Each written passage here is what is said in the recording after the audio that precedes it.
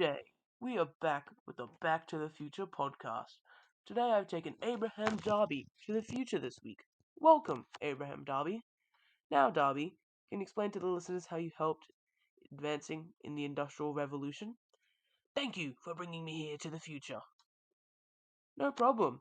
And for those who do not know, the Industrial Revolution was a time in which large standing organizations of the cottage industry had decided to modernize and increase efficiency exponentially. With groundbreaking inventions such as the spinning jenny, flying shuttle, and Abraham Darby's own sand casting. Now, take it away, Darby. Thanks. Well, to start it off, I had helped in the popularization of using coal coke instead of charcoal, as well as what you said earlier, inventing the sand casting method, and many more.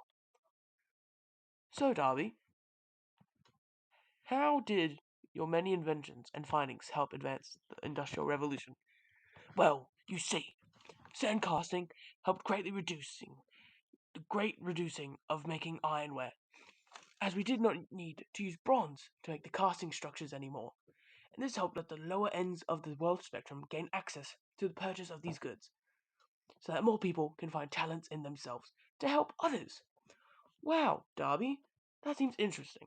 And how about the findings on coke coals?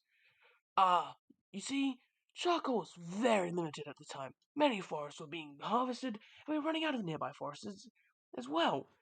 So, I thought to myself, why don't we just use a fuel that burns for longer? And so I started searching for solutions. I found a cliff face with a large amount of coke. I realized how I'd used coke as a substitute a few times instead of charcoal. And that iron that I used coke for was much higher quality than the charcoal smelted iron. Those foundings must have really changed the ironworks for the better in the Industrial Revolution. Now, Darby, how did your inventions and findings help society today?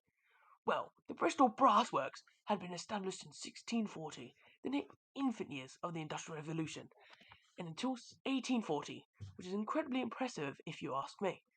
It is quite impressive, you're right. Well, since 1840 isn't modern years, I'm sure that my contribution to the new Cummins steam engine helped modern society.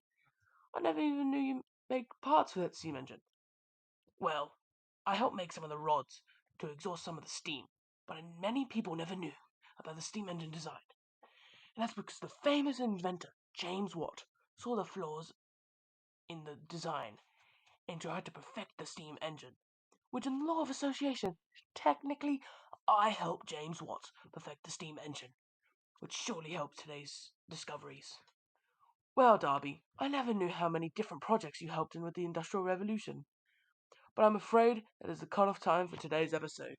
And I'm so happy that we could bring you here to the future to hear your opinions on your own inventions.